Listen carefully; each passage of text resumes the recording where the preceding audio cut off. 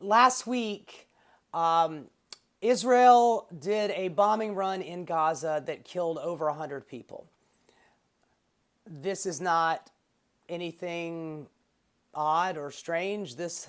Happens every other day. We provide weapons for Israel. Israel drops those weapons on people in Gaza.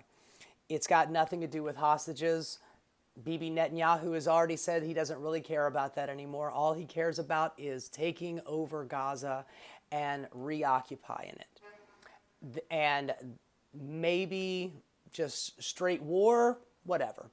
But they want Gaza.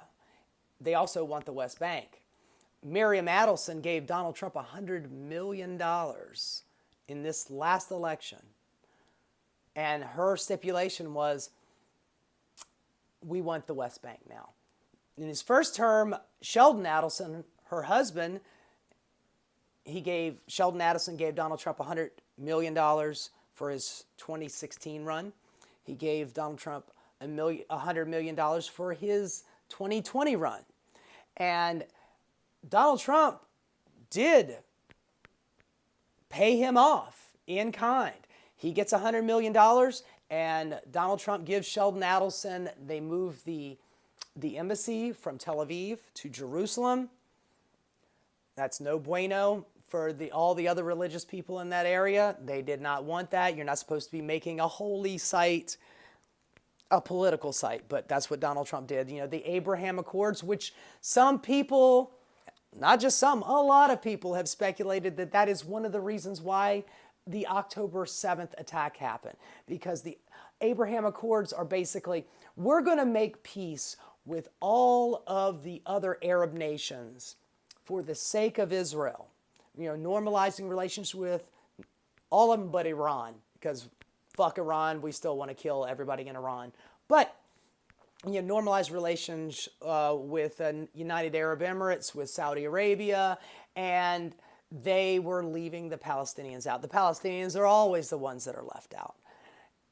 And that was what the Abraham Accords were, and a lot of people have speculated that was one of the reasons why October 7th actually happened.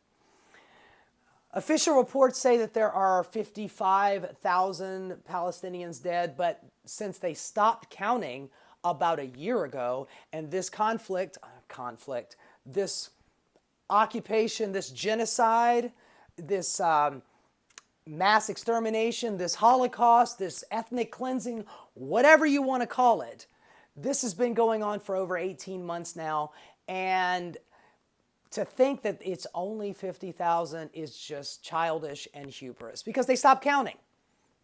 Once they got to like 50,000 people, they just stopped counting. I think they maybe just killed all the people that were doing the counting.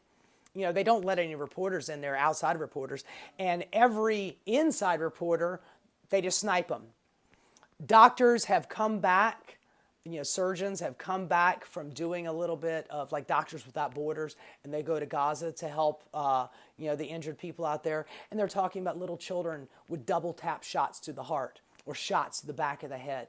They're being sniped, children. We have killed, and I say we because we are funding this atrocity. It's always us. We could stop it just like that. Just cut off their weapons. Cut off their weapon supply.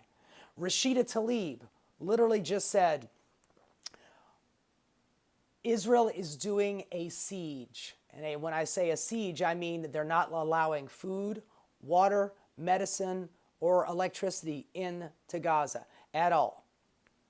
That is a war crime.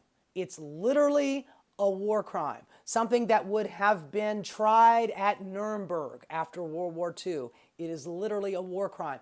It is in our Geneva Convention as a peace deal from World War II. It's a war crime to do what they're doing. When Russia was doing it to Ukraine at the beginning of that conflict, which, by the way, still hasn't been solved yet, and it's not going to be, I'm going to fix it in one day. Bullshit, bullshit, bullshit. But when Russia was doing exactly the same thing, everybody on the news was just, oh, hearts aflutter, just losing their minds. Like, oh my God, they're using starvation as a war tactic? How dare Russia? How dare Putin? Meanwhile, Bibi Netanyahu's doing it and not a word, not a peep. The media is just mum's the word. Lock it up and throw away the key. Ain't saying jack or shit about this. And anytime the media does do any kind of coverage of this, it's always in this couched, soft language. Like, children are dying, or there are some children who are starving in Gaza. By what? How is this happening? Are they not allowed to get food in there? Who's not allowing them to get food? Oh, a dozen people were, killed in a blast this weekend. A blast of what? You mean a bomb that Israel dropped on them? I literally just saw footage of people living in tents, and directly behind them, just massive explosions. Not a word.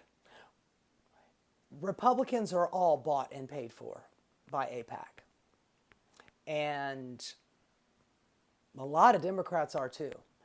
And when you see people like Jake Tapper and Dana Bash running cover for Israel and the atrocities that they are doing, you sure as shit can't expect Fox News to give a good goddamn about this.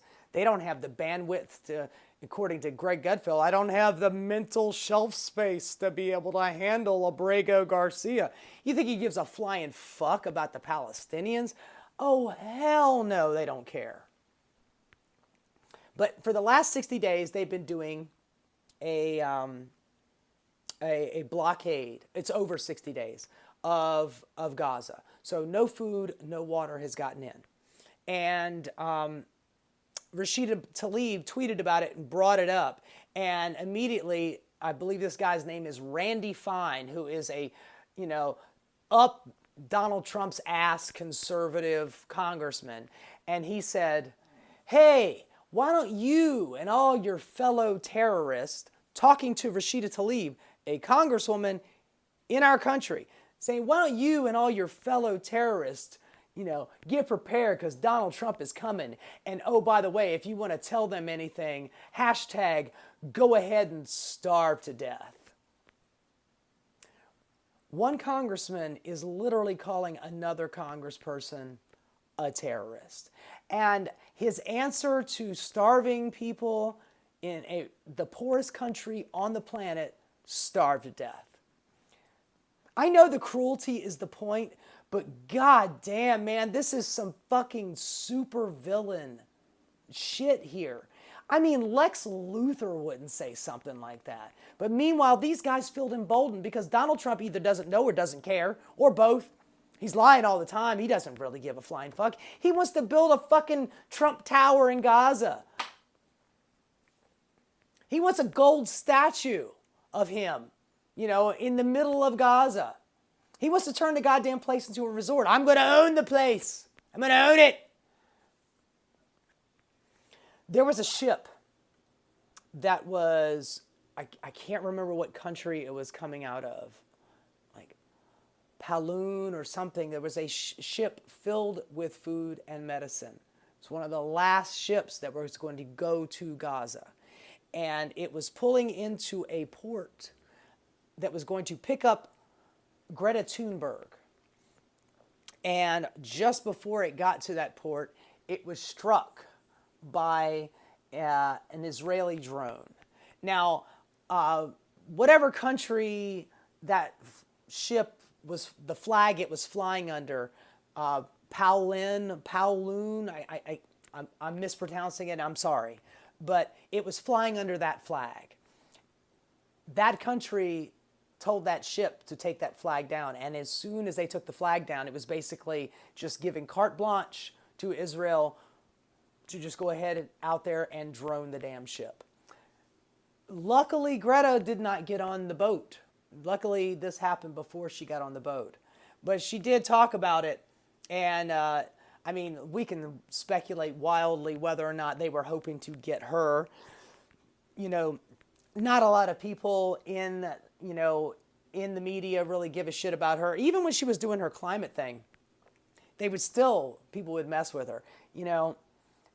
Whether, I don't know if I think she's mildly on the spectrum. She might have Asperger's, like Elon Musk. Thankfully, she doesn't act like a psycho like Elon Musk. And by the way, she's got Asperger's and she's not giving a Nazi salute yet. She didn't throw her heart out to anybody like Elon Musk. I thought that was like a autistic thing. I didn't think that was it's not a fascist thing. It's an autistic thing, according to all the Republicans out there defending Elon Musk. Anyway, I digress about that. But we are funding this atrocity, and what is the goal? I mean, what's the goal? Israel has already kind of said they don't want a two-state solution. They want a one-state solution, and they just want a one-state Zionist solution where one group of people is superior to the rest of them. Golly, that sounds familiar. Zionism is not about religion. It is an ethnic distinction. Palestinians can be Jewish. Palestinians can be Christian. Palestinians can be Muslim. They could be anything that they want to be. A religion is not an ethnic distinction. Zionism is, my race of people is better than your race of people. Cut and dry, that's all it is. So when they, either Republican, conservative, or conservative Democrats too, what have you, when they try to conflate Judaism and Zionism, it is literally a anti-Semitic trope right there. Because you are saying that Jews in this country should have loyalty to Israel before their own country that they live in. Are you an American? No, you're Jewish, so you belong to Israel. I mean, the majority of Zionists on the planet are Christian Zionists.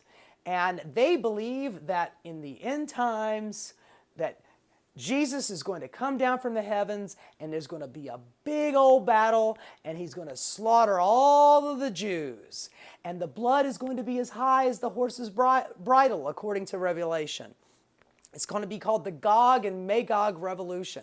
And the only Jews that will be left alive are going to be 144,000 Jewish evangelists, Jews for Jesus, that are left. And they are going to be the ones that inherit the earth.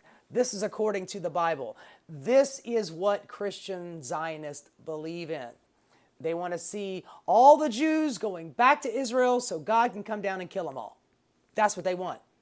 Now, Netanyahu is not a dumbass, and he actually knows this, but he's like, I'll cross that bridge when I get to it. But as right now, I just want to kill all the Palestinians and get them the hell out of here so we can have a completely ethnic Jewish state in Israel. That's all they want.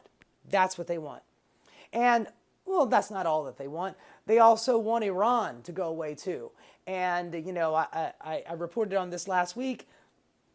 Donald Trump was asked about being sucked into a war with Iran. And he's like, they wouldn't be sucking me in. I want the war with Iran. If Israel goes in, I'll back them up. That's basically what he said. He just back them up. He doesn't care. He's down. He's down to send American troops to go fight another bullshit-ass fucking war in the Middle East. I thought that the Democrats were all warmongers, man. I thought Dick Cheney wanted to bomb everything. Dick Cheney. Liz Cheney wanted to bomb everything. I mean, he's mixing up his Cheneys, but whatever. But to pretend like a Republican is not a warmonger when they're picking fights, trade deal fights with every country, when they are threatening to invade Greenland and Canada and Mexico and China and Iran and Panama and you name it, he is down to throw some weapons at it. That's what he wants. To tell me that Republicans are the doves and the Democrats are the warmongers, it is just so asinine, I can't fucking believe I actually have to say it. I've never seen a more bloodthirsty bunch than conservatives in our politics. I mean, Lindsey Graham has not met a war that he did not want to lay down and make sweet love to. Donald Trump talks about, the Democrats being warmongers, but meanwhile he hired Gina Haspel for the CIA, war torturer at Abu Ghraib. He hired John Bolton, the guy with the ridiculous mustache, that is always talking about going to war with Iran. He's the guy that Donald Trump's like, he's a warmonger, but I'm hiring him. Every accusation is a fucking confession. Every time you hear Republicans say something that the Democrats are doing, they have either literally already done or are thinking about doing. And they're throwing that onto a Democrat, saying, no, that's all the Democrats. Just like what he said about the economy. All of the bad economy is Biden, and all the good economy is me. What are you, 6? This is an answer of a fucking toddler. We need to cut off, at the minimum, cut off the weapons to Israel. If they want to solve this deal, they want the hostages back. Honey, the only time there was ever a hostage exchange was during a ceasefire. It's the only time. And by the way, the bombing that they were doing in Yemen, remember the whole Signal Gate thing with Pete Kegsweat and whatever the dumbass that just got fired? That bombing in Yemen was them doing a blockade on ships going to Israel. Yemen was doing a blockade on ships going to Israel. They weren't fucking with us. They were just fucking with shipping going into Israel because, as the Yemenis have said, as soon as there is a ceasefire and Israel stops bombing Palestine and Palestinian people, we'll stop the blockade. And after Trump got elected, there was like a 5-minute pause where there was there was a ceasefire. And Yemen, they stopped doing the blockade. But within a couple of days, Israel backs out of the deal and starts bombing again, and then Yemen starts doing the blockade again. It's just as simple as that. But Donald Trump doesn't seem to give a shit about that. Honestly, I don't think any of them really care about it. They just know that there is a huge amount of AIPAC money being flooded into our politics.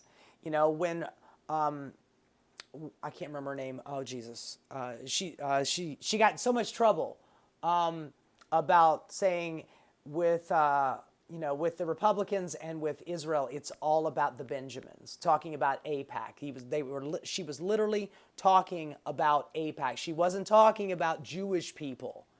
But immediately, it wasn't the Republicans that went after her. It was the fucking Democrats that went after her. When Rashid Tlaib said, hey, maybe you should stop killing so many babies. This was back after October 7th happened. And within like a month, she's like, hey, haven't you guys gotten your revenge yet? And immediately the news media, and that's CNN, Dana Bash, Jake Tapper, MSNBC, it wasn't just Fox News, it was all of them. Plus, a lot of Democrats like Chuck Schumer, Nancy Pelosi, they censured her for saying, hey, maybe stop bombing so many children. Dan Goldman is a representative in New York. He won election. I believe he won, not Cory Booker's seat. He just got ousted. The guy that pulled the fire alarm. I'm drawing a blank on his name. But Dan Goldman won that seat by AIPAC spending nearly $14 million in a congressional primary. $14 million for just one congressional primary. That is way too much power and influence. It's way too much. and it's all AIPAC money. And by the way, a lot of Republican money is getting funneled through AIPAC. So there's a coming election here for New York City mayor, and Andrew Cuomo wants to rehabilitate his name and become mayor of New York City. Don't vote for him. He's horrible. He's wretched. But the money he is getting is a lot of Republican money, through real estate and what have you. This is how it's done. When you have a primary, this is when you and I actually get a choice. The general election, that's when, okay, this is what we're stuck with. This is what I got to vote for. But in the primary, you actually get the choice. You get all of the good candidates and the bad candidates, and you get to pick and choose. When you have that much money being flooded in to take out a progressive Democrat, $14 million. Cori Bush, I believe AIPAC spent like $8 million on her race. They just outspend you. And, it's like 90% of people with more money, in their coffers who run for election is 95% that they win. It's all about the money. And when you have, just deep pockets and endless coffers of wealth being funneled into your opposition, it makes it that much harder for you as a progressive, like Rashida Tlaib, like Ilhan Omar. That was the one I was thinking about, Ilhan Omar. They censured her because she said all about the Benjamins. Or whether it's AOC or whatever. They are desperately trying to get those people out. A Republican would much rather, fight in an election with a centristy Dem, because you got a choice between Coke and Diet Coke. You're going to pick Coke every time. But if you actually have a choice between Coke and Sprite, completely different, there's a real choice there. You got a choice between an actual progressive, an actual populist, and a fake progressive on the right. Now that's a choice. It's like that old argument. Bernie would have won. In 2016, Bernie would have beat Donald Trump. No doubt in my mind. But the progressives always seem to have to fight off the centrist Dems before we can even get to the crazy psycho-fascist Republicans. And when you have a group like AIPAC who just dumps insane amounts of money into politics, it makes it so nothing good ever gets done. And it's going to continue this genocide until when? I mean, if you've ever seen pictures of it, of Gaza, it literally looks like hell. It looks like just a boneyard of, rubble and steel. It's just, how is anybody still living there? I don't know. They don't have anywhere else to go. They want them to move them out into the Sinai desert. How are they going to live out there? I don't care. Just send them there. That's what Netanyahu wants to do. That's what Ben Gvir wants to do. Fucking fascist Ben Gvir. Screaming and yelling at Code Pink Lady going, "You want to kill babies." It's like, bitch, you are the one killing the babies. Tens of thousands of children are dead because of your fascist ass shit. People say I should not make comparisons between the Likud party in Israel to Nazis, but man, they are acting like Nazis. But hell, in their defense, we're starting to act like them too. Hey guys, thanks so much for watching. If you enjoyed what you saw, please like and subscribe. Keep rocking.